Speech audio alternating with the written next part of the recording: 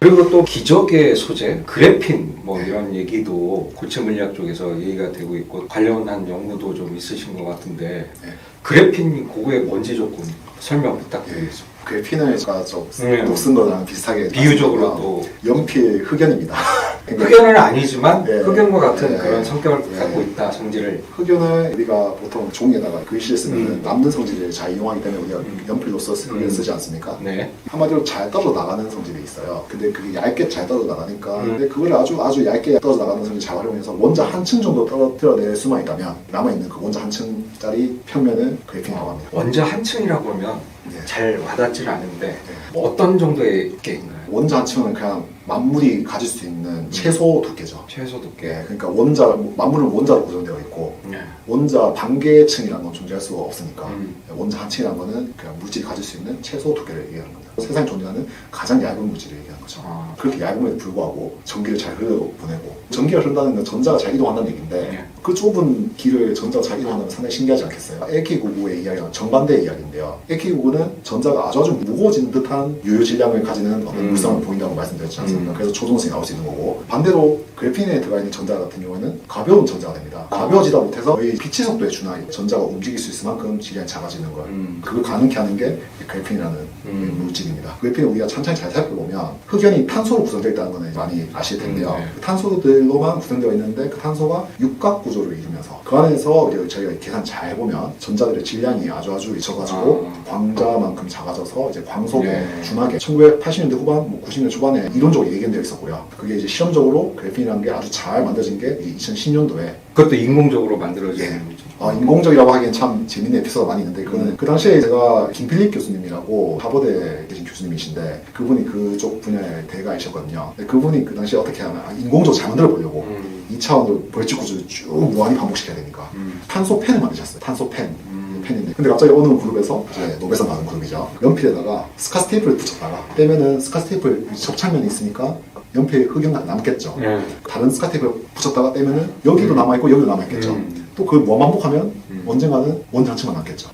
예, 그렇게 해가지고 간단히 해버린 겁니다. 그래핀은 정말 많은 물리학자분들이 특히 우리나라에서 이제 많이 하셨고요. 큰 연구도 많이 해주셨고 그런 게 어찌 보면 응집물질 물리학의 꽃이죠. LG전자에 쓰이는 배터리 같은 경우에는 그래핀으로 막을 만들어가지고 좀 더 효율성 높이는 벌써 상용화가 되어 있는. 그래핀은 이미 대량 생산이 가능하게 되기 때문에 그건 이제 성균관대학교 화학과 훌륭하신 교수님들께서 많이 애써주셔가지고 그래핀은 대량 생산까지 이미 가능해졌습니다. 아, 그렇습니까?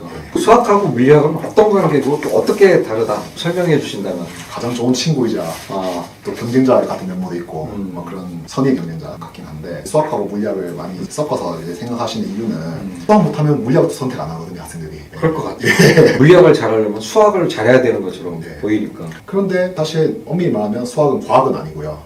물리학은 분명히 과학이죠. 그런 점에서 하나는 과학이고 하나는 과학이 아니라는 면에서 분명히 이제 수학과 물리학은 궤를 달리합니다. 제가 생각하기에 뭐 이거는 각자 이제 교수님들마다 의견이 다 제각각일 것 같은데 제가 생각하기에 과학과 수학의 가장 큰 차이는 과학은 가설 설정을 한 다음에 실험을 설정하고 그 다음에 실험을 해보고 맞으면은 이제 가설을 받아들이고 아니면 이제 가설을 다시 세우고 이제 무한 반복을 하면서 지식을 축적해 나가는 과정이 과학의 과정이거든요. 가설 설정 단계에서 뭔가 논리적 도약이 좀 있습니다. 사실 여기서는 많은 상상력을 요구하고요. 대표적으로 뉴턴 이론만 봐도 날이 지구 주변 도는 현상과 사과가 나무에서 떨어진 현상은 같다라는 가설을 세웠잖아요. 여기에 무슨 보이지 않는 힘이 있다는 거에서 논리적인 흐름이 아니라 있다라고 그냥 가정만 하고 이제 그 이후에 논리를 쭉 전개해 본 겁니다. 그렇게 했더니 다 설명이 되니까 그래서 뉴턴의 과학 이론이 이제 받아들여지게 된 거거든요. 반대로 수학은 정말 참일 수밖에 없는 어떤 대전제로 시작.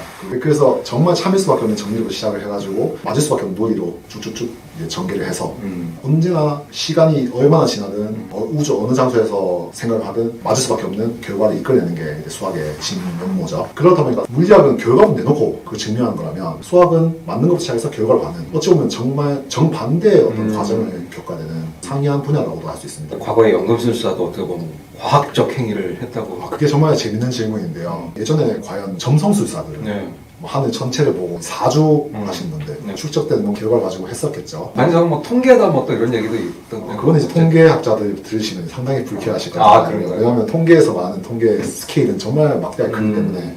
근데 점성술은 사실 정말 역사가 오래오래 이렇게 많이 축적된 게 많다 보니까 한때는 그것도 과학적으로 이제 그 당시에 어쩔 수 없이 뭐 실험에 한계가 있으니까 기술의 한계가 있으니까 그 당시에는 그 과학적이었을 수도 있습니다. 연금술사 마찬가지로 그 연금술이 지금 이어진 게 화학이 됐고. 그러니까 연금술사들이 썼던 그 지식이라는 것은 그때 당시에 증명되지는 않지만 네. 과학적 행위를 한 것이고 연금술 자체가 과학은 아니지만 그때 활용했던 지식들이 과학으로 인정받는 네.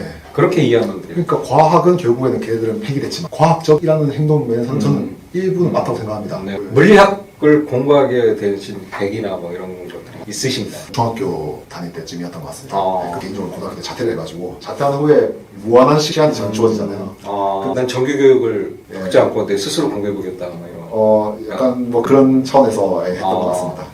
네. 이게 또 여러 가지 과학 기술들이 발전되고 여러 연구를 하시면서 이게 또 산업화도 되고 하는데 우리나라가 이제 여러 가지 위기도 있고 한데 그 중에서도 과학 기술이 우리의 국가적인 부가가치를 창출하는 중요한 분야임에도 불구하고 많은 중고등학생들이 취업에 유리한 학과 특히 이공계 쪽에서도 의대 쏠림 현상도 심하고 그런데 그런 현상에 대해서 과학 이공계 쪽 특히 기초 연구를 하시는 분으로서 좀 안타까움이 많으시겠어요? 예, 정말 안타까움이 많다고 생각은 하지만 근데 또 기본적으로 과학은 저는 즐거운 행위여야 한다 생각을 하거든요. 과학이 만약에 열매를 너무 의식해서 과학을 접근하게 되면은 저는 과학의 정말 중요한 동기 중 하나는 호기심이라고 생각하는데 그게 뭔가 열매를 자꾸 추구하다 보면은 목적을 잃어버리지 않을까 하는 우려가 있습니다. 결국에는 노는 거거든요. 저희 같은 과학자들은 사실상 노는 거입니다. 그냥 하면서 이거 재밌지 않나? 근데 재밌다는 게 이게 유용하다는 의미는 절대 아니거든요. 그냥 해보는 겁니다. 계속 지식을 축적하는 과정에 있는 거고 여기서 이제 학생들한테 너무 의도적으로 해라 이렇게 한들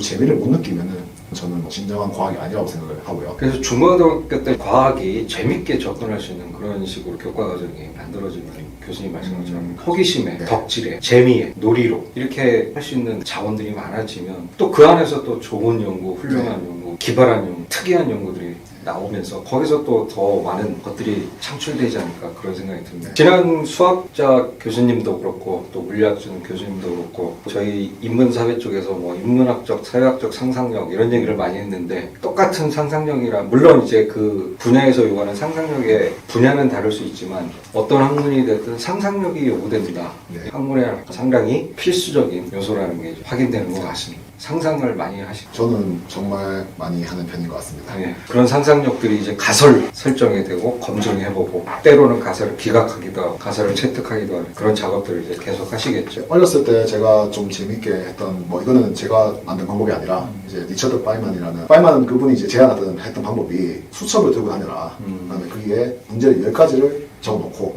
어떤 문제 상관없습니다. 적어놓고 나름대로 그 문제만 계속 고민해보는 거예요. 그러니까 잠정적인 답을 어떤 것도 참고하지 않고 잠정적인 답을 각각 문제를 내려본 다음에 그 다음에 그 문제 내린 것을 진짜 맞는지 한번 확인 한번 해보고 해겠으면 노트에서 이제 줄 꺼버리고 다시 10개 채워놓고 이렇게 해가지고 계속 그 반복하다 보면 내가 언젠가는 사고력이 좋아지는 그런 결과가 이어질 것이다라고 저도 따라를 해봤어요. 아, 따라 해보셨어요? 네, 그래서 뭐 제가 공부하다가 드는 문제도 적어놓고 이제 그런 과정이 저는 훈련이라 생각하고 그거는 정말 귀중한 경험이었지 않나. 사고력, 상상의 힘 근데 결국 그 안에서 또 창의성이 나오는 것이고 이런 부분들이 과학의 영역이라고 해서 저는 기계론적으로 이렇게 착착착착 가는 그런 건 줄 알았는데 또 오늘 말씀 듣고 보니까 오히려 더 상상력이 필요하고 그 상상력을 검증하는 과정을 무수히 반복하면서 새로운 발견들이 나오는 것이고 거기서 획기적인 변화들이 발생한다 이렇게 좀 받아들여지게 되네요. 그래서 저희는 실패가 절대 불편해서는 안 된다고 생각하고 모른다가 불편해서도 안 된다고 생각합니다. 끝으로 경북대학교 물리학과 홍보 한번 해주시오. 과학을 공부하고 싶은 학생들 경북대학교 물리학과로 와라. 사실 개인적으로는 경북대학교 물리학과에 애정이 많이 있습니다. 일단은 제가 대구 출신이기도 하고요.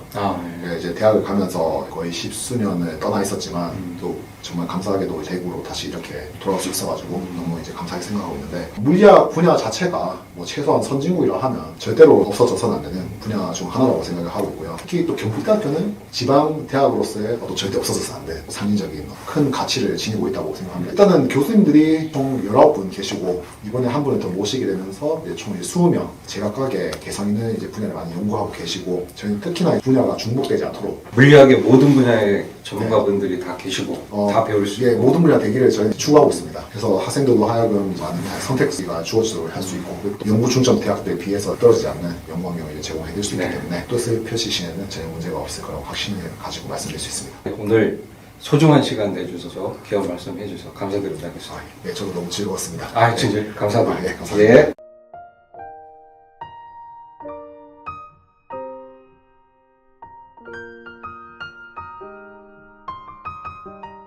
smile.